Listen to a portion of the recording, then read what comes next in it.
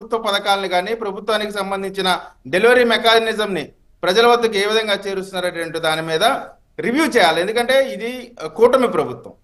BJP, Janasena, Telugu Desam మూడు పార్టీలకు సంబంధించిన మంత్రిత్వాలకు సంబంధించిన మంత్రులు ఉన్నారు.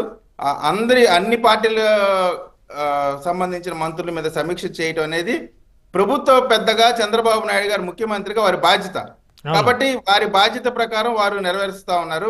ఇందాక పవన్ కళ్యాణ్ గారు ఏం చేస్తున్నారో స్పష్టంగా సోదరుడు చెప్పారు కాబట్టి నేను మళ్ళీ దాని గురించి చెప్పదలుచుకోలేదు.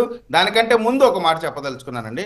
ఫస్ట్ మీరు చెప్పారు వంగవీటి రాధాబాబుకి మంత్రి పదవి నిజంగా వంగవీటి రాధాబాబు గారికి ఇవ్వాల్సినటువంటి అవసరం ఉంది. రాష్ట్రంలో ఆయన మంచి పొజిషన్ లో ఉంటే చూడాలనేటువంటి కోరిక కులాలకు అతీతంగా అందరూ కూడా ఈ రోజున ఎదురు చూస్తా ఉన్నారు. ఖచ్చితంగా చంద్రబాబు నాయుడు గారు, కూటమి ప్రభుత్వం రాధాబాబు గారి విషయంలో చాలా మంచి నిర్ణయం తీసుకోవాలని తీసుకుంటుందని కూడా నేను ఆశిస్తా ఉన్నాను. అయితే ఇక్కడ డాక్టర్ అంబేద్కర్ గారు కానీ, పూలే గారు కానీ, లేదు నెల్సన్ మండేలా గారు కానీ వీరందరూ కూడా మీరు ఒకటే చెప్పారు, క్వాలిటీ ఎడ్యుకేషన్ అనేది చాలా ఇంపార్టెంట్ అనేటువంటి దాని మీద, క్వాలిటీ ఎడ్యుకేషన్ ద్వారా మాత్రమే, విద్య ద్వారా మాత్రమే ప్రపంచ స్థితిగతులే మారిపోతాయి అనేటువంటి మాట వారందరూ కూడా చెప్తూ వచ్చారు.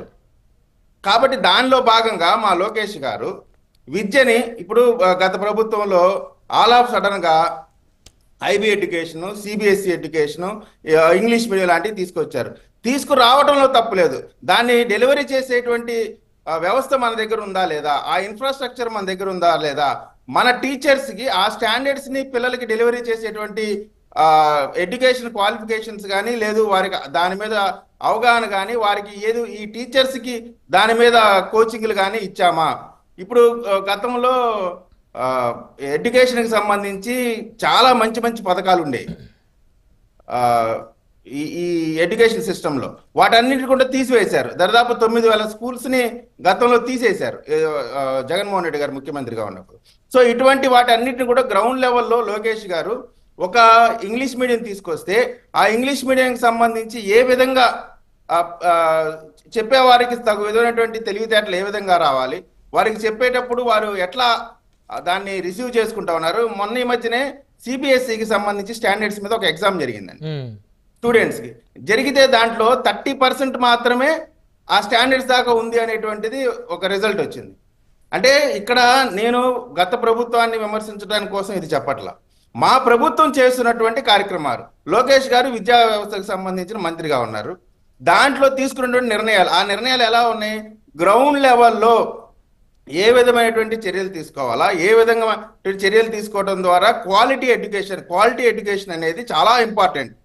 దానిలో భాగంగానే ఈ రోజున లోకేష్ గారు దానిపైన విస్తృతంగా వర్క్ చేస్తా ఉన్నారు. మంచి రిజల్ట్స్ కూడా రాబోయే రోజుల్లో రాబోతా ఉన్నాయి. ఇక మంత్రులకు సంబంధించి అన్ని శాఖ మంత్రులు కూడా చేస్తున్నటువంటి కార్యక్రమాలు గతంలో అంటే గత 5 సంవత్సరాల్లో ఏ మంత్రి కూడా వారి శాఖల్లో పని చేయడం మనం చూసినటువంటి పరిస్థితి లేదు. పైగా ఎవరు బాగా బూతులు తిడతారు, ఎవరు ఏ బూతుల్లో ఎక్స్పర్ట్స్ అనేటువంటిది ప్రజలకు చూపించారు. ఈ మంత్రి అంటే ఈ మంత్రి ఈ బూతులు బాగా తిడతాడు, ఈ మంత్రి అంటే మిడిల్ ఫింగర్ చూపించి ఎదుటి పార్టీ వాళ్ళని రెచ్చగొడతా ఉంటారు. అంటే ఇటువంటి శాఖలకు సంబంధించిన మంత్రులను చూసాను తప్ప ఇప్పుడు ఎవరు లేరా తిట్టే మంత్రులు? ఎవరు లేరా మీ కేబినెట్ లో, మీ ప్రభుత్వంలో? మా ప్రభుత్వంలో గత ప్రభుత్వంలో లాగా బూతులు తిట్టే వాళ్ళు కానీ, లేదు చట్ట వ్యతిరేకంగా పనిచేసే వాళ్ళు కానీ, చట్ట వ్యతిరేకంగా పనిచేసే వాళ్ళని ఎందుకంటా ఉన్నానంటే, ఒక మంత్రి గారు స్వయంగా పోలీసుల్నే పచ్చి బూతులు, అంటే ఆ బూతులు మళ్ళీ మనం చెప్పడానికి కూడా బాగోదు, అటువంటి బూతులు తిట్టిన వాళ్ళు కానీ, అటువంటి పరిస్థితి మా ప్రభుత్వం లేదు. కేవలం ఒక మంత్రి గారి భార్య ఆ రూట్ క్లియరెన్స్ దాని విషయంలో గట్టిగా మాట్లాడితేనే చంద్రబాబు నాయుడు గారు పిలిచి మందలిచ్చినటువంటి పరిస్థితి ప్రభుత్వంలో ఉంది.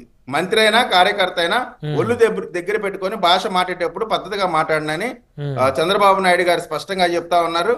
కాబట్టి మా మంత్రులు నాకు తెలిసినంత వరకు